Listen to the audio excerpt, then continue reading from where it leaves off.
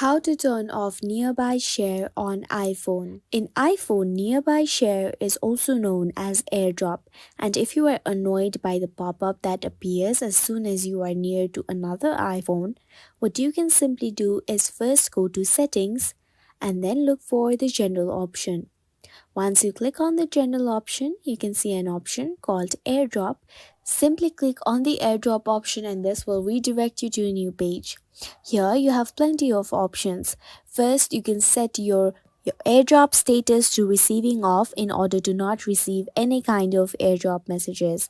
After this, you have an option called start sharing by bringing devices together. What you can do is just turn off this toggle button, which will not allow you to get any kind of pop-up messages once you are near to any other kind of iPhone devices. Once you do so, you can easily turn off nearby share on iPhone. We hope this tutorial helped you. Thank you for watching and do subscribe to our channel for more such useful videos.